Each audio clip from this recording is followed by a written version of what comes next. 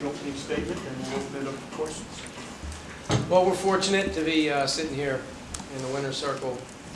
Thought we played really well for, I guess, 25 to 27, 28 minutes of the game, and we let our offense sort of frustrate us. And against that type of team, the way that they shoot and do some things, they can get back in it quick. And thought that we gave them a lot of opportunities to do that. Not getting back, not being organized. And, we really struggled there for a good portion of the game in the second half.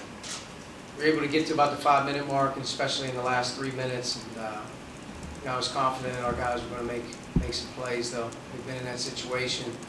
We had great attitude, regardless of the circumstances in the game, which is what you like to see. And a couple of key plays by two freshmen. Trace able to finish underneath out of bounds. And then obviously Al makes a really good one more off of Trace's inside out. And Armand, who was big all day, really kind of showed his courage and just what he means to the team in terms of how he's sort of embraced his role this year. He's a terrific player. He's a great kid, good teammate. So happy for him. But for us, we obviously have a lot of work to do. We can keep getting better in a lot of areas. For a while there, we looked like a good team. For a while there, we didn't. But I think when you're in this type of environment on that neutral setting against a good team, the crowd, you're starting to see game experience and real stuff. And we're fortunate to win. We'll take it, and we'll take this break right here. Deep breath. Arkansas is clearly next up for us, and Simon Scott, which should be a great opponent, great night for us to be able to play before the Big Ten. Mike Shue. Yeah, Coach, you mentioned the last 3 minutes there, and that's the point when you put Armand back in the game, maybe a point in which you wouldn't normally have done that. Can you just talk about your level of confidence in him at that specific point to come in and pull things together? Your staff is everything to you during the game. Sometimes your feel is a little different, but Armand was playing really well all game. And sometimes you go with the older guys, or sometimes you go a little bit more experienced. But Armand had played really well up to that point. We were struggling offensively. And he was the one guy that had made a few plays for us, and able to throw him right back in there. And it's not easy to do what he did. It's not easy to do that what he did. But to his credit, like I said, he's got a great attitude. So you pull for guys like him. Rick, he hadn't made many threes before today. Had he made extra shooting recently, or did you give him the green light, talk to him, say go ahead and let it fly? Are you saying his 14% from three was... I wasn't going to mention that. I did. And he did too. And he needed to stop walking around with his head down and acting like people didn't know who he was because he wasn't shooting the ball real well. He could shoot it. And he just gotten off to a tough start. Sometimes that happens for all players, but in particular young players that can really steamroll him. He hasn't let it impact his attitude, and he hasn't let it impact his coachability. I think we finished the Nebraska game, talked at length about confidence, and he works at it every day, and when he shoots it, I think everybody on our team thinks he has a chance to make it. He's not the percentage that he is in terms of how he actually shoots the ball every day, but stepped up with good confidence, and mindset was really good, and he's encouraging to continue to do that for us because he's a smooth offensive player. He knows how to play, makes good decisions, and for him to be able to stick some shots for us finally was a big deal. We've been waiting on a couple of these guys to open it up from behind the line because they're pretty good shooters when they're open, especially on the inside-out ones that they're getting.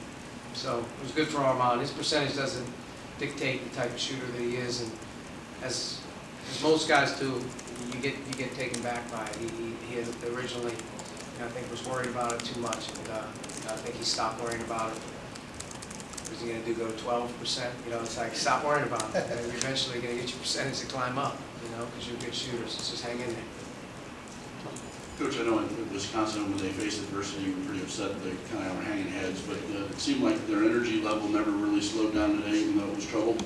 And so you'd be happy with how they kept grinding and found a way to finish the game? Yeah, unfortunately, we had to learn a hard lesson, and stick-to-itness and togetherness and players grabbing each other by the jerseys and holding themselves accountable at different times in the game was needed.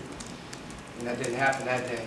I think it's happened in the UConn game, it happened in the Nebraska game, and now it's happened here again where we're finding different ways to cut it out, finding ways to get a key stop, make a key play. And different guys are doing it. It's not a one trick ponies, so to speak. We have different guys making plays. So, for us though, we have a good attitude right now, with good leadership. And it's tough. We got 11 guys, all trying to get in the game and play more minutes. And when the game gets tight and do some things, sometimes minutes go down. But for the most part, we've been able to really hang tough and show no cracks in the armor in terms of team over individual. And that's probably our biggest challenge as a group as we return from Christmas. No outside distractions and try to find a way to stay, collectively, in the moment and find a way to finish the non-conference some way. Because when you get into conference play, every game is going to be so hard. You talked about the way Armand has embraced his role. In what ways has he developed or changed since you first got him? Well, he's got to become more vocal kid. He's, I don't want to say a timid personality, but he's reserved, he's quiet on the court. I think he's a vibrant kid, so if he has the ability to show some of that vibrance on the floor a little bit more, I think it would be infectious. We try to encourage him to do that, and I think he's done that. He's gotten better defensively. As a young player, you're out there sometimes and you're at the mercy of the other coach who's trying to go at you, and he's been able to answer the bell a few times defensively for us. But I just think he has a real calm, smooth approach offensively. He knows how to play the game.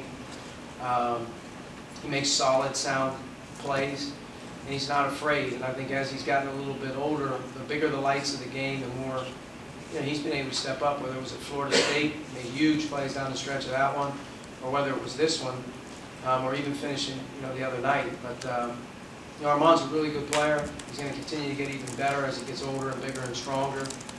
The experience that he's getting right now as a freshman, him and Trace in particular play a vital role for us. So, those guys obviously, have a lot of room to grow as they keep getting a little bit older. But I think Armand's greatest attribute is the type of person he is. He's just a terrific kid. He's just hard not to pull for, hard not to be around. There's no bad days with him. Got to get your dauber up every once in a while, and I think his body language, in terms of being a little bit down, sometimes comes through. But he's not, have that muscle behind him sometimes, and I think that's what we've just tried to continue to kind of force out of him a little bit. But all in all, couldn't be happier for him. John and Zach will make bring players out. John Mooney finished with 10 rebounds, but Joey rebounded him with 14. I mean, how vital was Joey's presence? Joey was terrific on the glass all game. Especially in the first half and second half, he gave us second chance opportunities. We've said it all along how this team has to be successful is obviously drawing fouls and being able to win the battle on the glass. And, we only turned it over 12 times. That's good.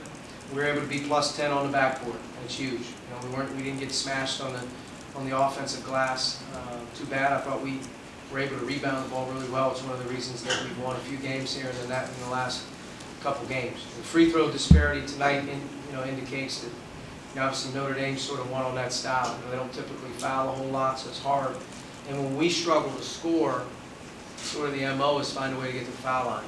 That wasn't really happening tonight, getting to the foul line. So in those long droughts, we weren't able to chop it up and get a couple free throws here and there. Or, you get fouled and you're able to go 4 free throws in a row, or 2 flip. We weren't able to consistently get to the line in that stretch where our offense wasn't functioning real well. Now, last 3 or 4 minutes, we were better. We were able to get the ball where we wanted to get to. We got clean looks. Some of them went down, some of them didn't. But Joe was big in his role in the game. I thought for the most part, defensively, he was also good, covering ball screens and doing some things there. You talked about kind of the difference between Wisconsin when you didn't feel like guys were kind of pulling each other along in tough moments. How do you grow that? I mean, do you challenge guys, or is it just something that maybe this team has had to figure out where go through it and kind of turn into a disaster a little bit on them once, but then that allows them to kind of understand? I think after the Wisconsin game, you have to look each other sort of in the eye and explain. Certain guys are in different roles. Certain guys aren't the young guy anymore. Whether that's Justin Smith and how important his role is with our team. Al Durham being an older player, Devontae, Duran. At some level, the players have to own the team. And when things aren't going real well, typically that's when your alpha dogs and your leaders sort of step up and rally the troops. You don't even have to be in the game to have a great voice in the locker room or a huddle.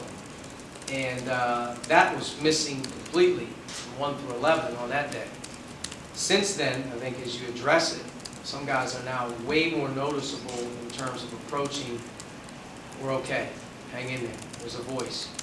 you know, whatever it may be, move on to the next play. There's much more of that talk with our team, which is a big, big component to becoming a good team, is guys obviously being able to communicate and stick with one another through the good and the bad. Okay, Coach, thank you. Yep. Merry Christmas, everybody.